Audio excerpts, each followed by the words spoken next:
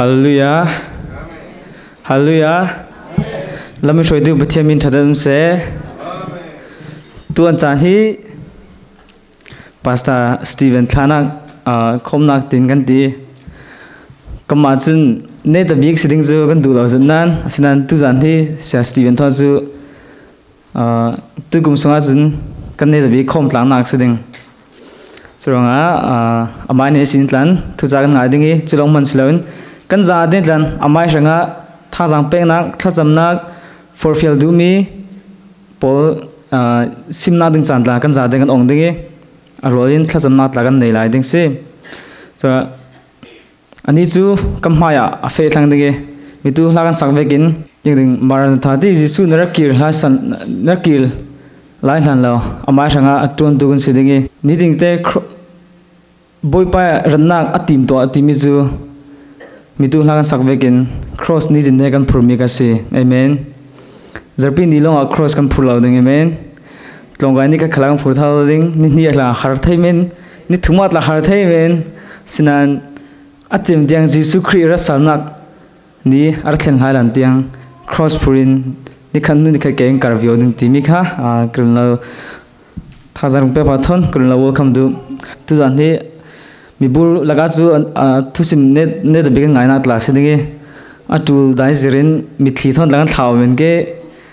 sena top ning zum loi Stephen chata ve vekin pathiani palai asimi jun pathiani tun teren du mi kha aton sok tu si thena pathian tlo sonam pek ram se ani chu kamaya fe thang dinge Neda chanju kamai chan se thang ding amen kan kyang ummi kan rod bi wakhan tipe you are the next missionary kan tipe amen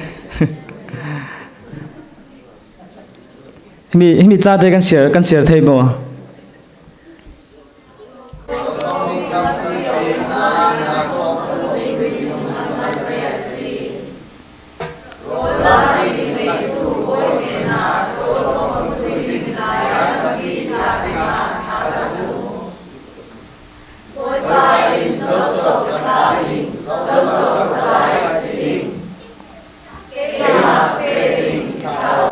Hallelujah.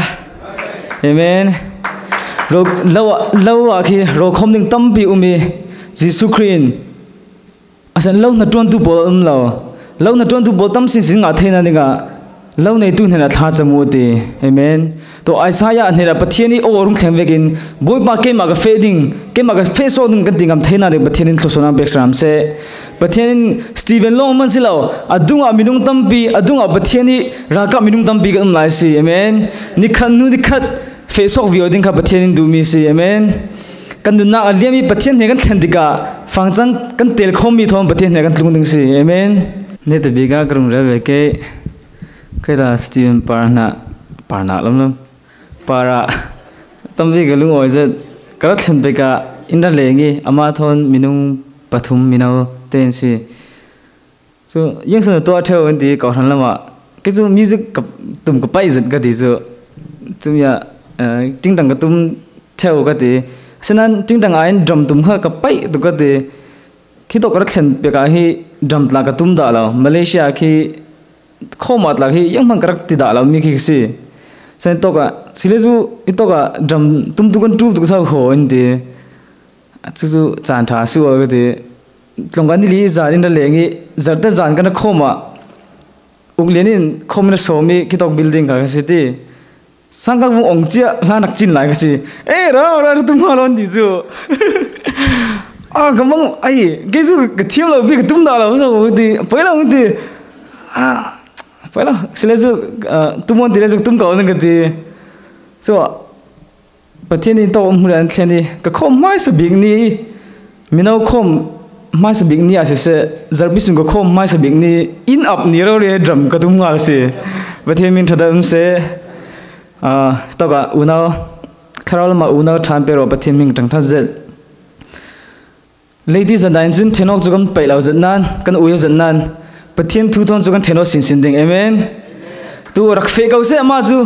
adung thun tu ding ming tam bi kadum lai si amen kan tu gum hi kan midau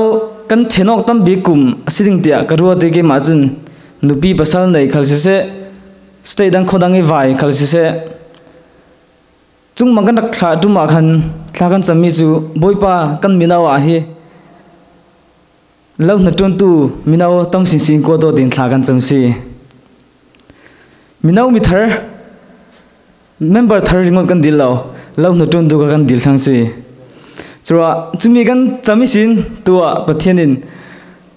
lo na ton tu danga sung sung mi ja ka ma leng zo amen minaw mi thar kan nei hallelujah pathianin kot view lai ding si amen tu achu Stephen he kan du do chamo kan ngai game ngai lo ding okay kan ngai kan du do chiao ara de thagan cham sak game ara ani na lungoi na de kan nei mo amen